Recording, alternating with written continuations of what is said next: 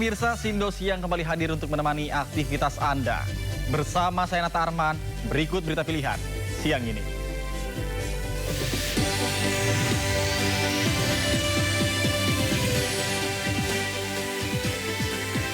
Ratusan anggota perguruan silat di Tuban, Jawa Timur ditangkap polisi lantaran membuat resah.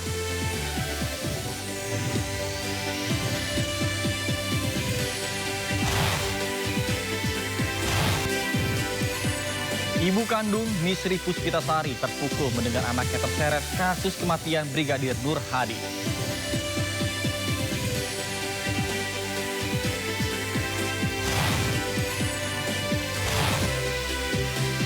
Analisis khusus ijazah Jokowi yang dilakukan Roy Suryo menunjukkan 99,9% palsu.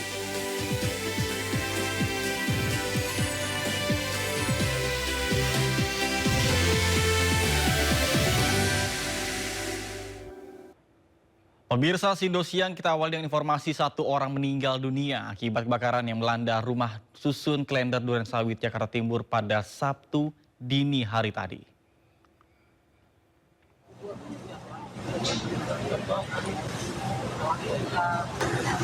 Kobaran api terus melahap beberapa unit kamar hunian di lantai 4 rumah susun Klender Durensawit, Jakarta Timur. Penghuni rusun yang mengetahui adanya kebakaran langsung keluar menyelamatkan diri serta membawa barang berharga miliknya. Banyak material mudah terbakar membuat petugas damkar harus berjibaku memadamkan api.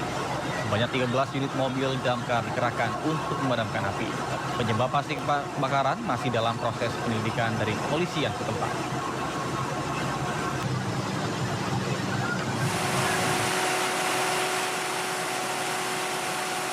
Setelah berjibaku lebih kurang dari 2 jam, kebakaran di Rusun Klender Durensawit, Jakarta Timur berhasil dipadamkan. Namun saat melakukan pendinginan dan penyisiran, petugas damkar mendapati 1 korban tewas. Korban diketahui merupakan seorang lansia berjenis kelamin perempuan bernama Hasimi. Diduga korban tewas akibat terjebak kepungan api di lantai 4. Korban pun selanjutnya dievakuasi ke Rumah Sakit Polri Kramat Jati, Jakarta Timur. Menurut petugas damkar, kebakaran ini diduga akibat kebocoran gas dari salah satu kamar. Dalam peristiwa ini, total ada 4 unit kamar di lantai 4 yang terbakar.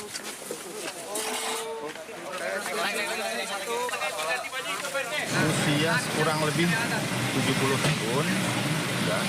Jadi kemungkinan ya kan ada di atas, bisa juga itu kemungkinan terjebak. Pak, ingin penegasan lagi Pak, ini jumlah yang terbakar itu 4 blok, 4 kamar atau 4 unit, 4 unit rumah atau 4 unit yang ada di lantai 4. Sementara kebakaran gudang terjadi di gudang minyak ilegal di Desa Panggutan, Kecamatan Natal, Kabupaten Mandailing, Natal. Diduga kebakaran dipicu percikan api dari puntung rokok.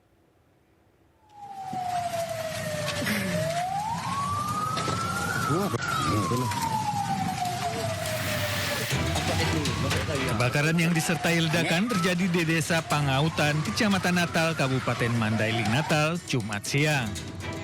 Api yang membesar kemudian merembet ke 2 rumah warga lainnya. Diduga lokasi ini menjadi tempat penimbunan minyak ilegal yang biasa dioplos dan dijual ke masyarakat. Api berhasil dijinakan setelah tim damkar Natal yang dibantu warga setempat berjibaku selama 1,5 jam. Diduga kebakaran dipicu percikan api dari puntung rokok. Polisi telah memeriksa pemilik rumah yang diduga menimbun BBM dan menyelidiki penyebab pasti kebakaran.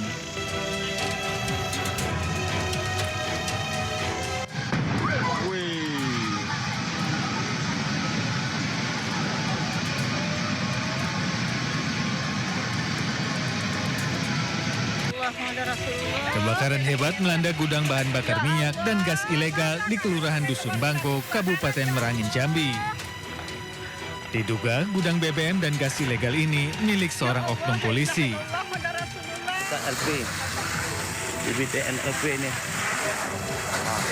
Lokasinya yang berada di pemukiman padat membuat api cepat menyebar ke bangunan di sekitarnya.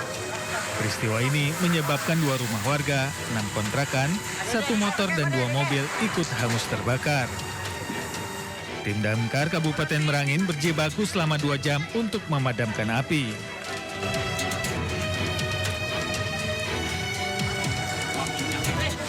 Alhamdulillah. Polisi masih menyelidiki penyebab pasti kebakaran dan dugaan kepemilikan gudang ilegal tersebut.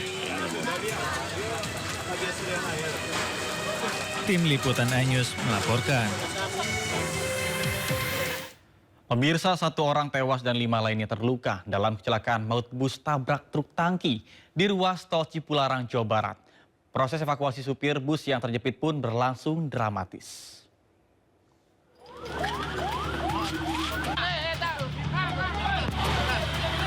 Tim rescue Jasa Marga dan polisi PJR Tol Cipularang terus berjibaku menolong sopir bus yang terjepit badan kendaraan.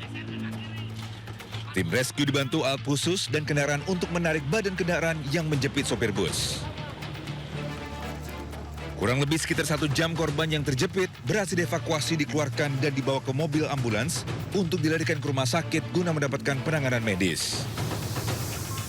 Sementara insiden kecelakaan ini terjadi di ruas tol Cipularang, kilometer 72 wilayah Purwakarta, Jawa Barat. Bus syarat penumpang PO MGI jurusan Wado Kampung Rambutan melaju dari arah Bandung ke arah Jakarta. Setiba di lokasi kejadian, sopir mengantuk dan kurangnya antisipasi jaga jarak menabrak kendaraan truk tangki yang sedang melaju di depannya. Jepit. Untuk korban, 1 meninggal dunia, kenek, 5 luka ringan. Sudah kami bawa semua ke Rumah Sakit Abdul Rojak. Sementara supir sedang kami tangani dengan tim rescue untuk diselamatkan karena terjepit. Selama proses evakuasi, lalu lintas mengarah ke Jakarta sempat tersendat. Dari Purwakarta, Jawa Barat, Irwan, iNews melaporkan. Informasi lainnya pemirsa, fakta-fakta baru terungkap dalam kasus kematian tragis Brigadir Nur Hadi di Gili Trawangan, Lombok Utara. Kematian korban akibat tindak kekerasan diduga dilakukan oleh atasannya, yakni 2 perwira polisi.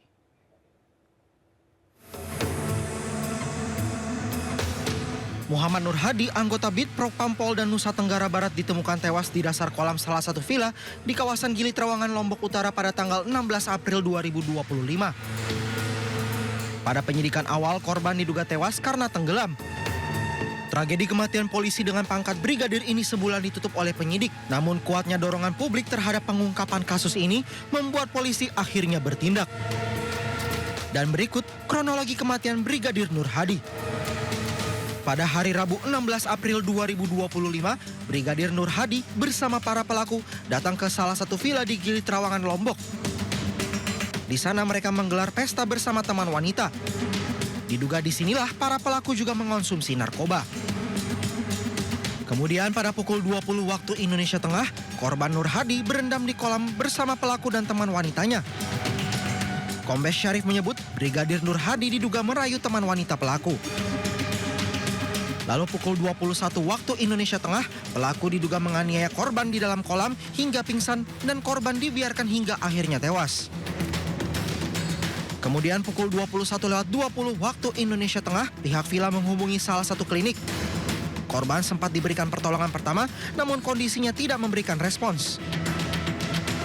Korban dinyatakan meninggal dunia pada pukul 22:14 waktu Indonesia Tengah. Hal itu terungkap dari hasil otopsi. Penyidik kemudian memeriksa 18 saksi untuk mengungkap kasus itu. Tim Liputan iNews melaporkan.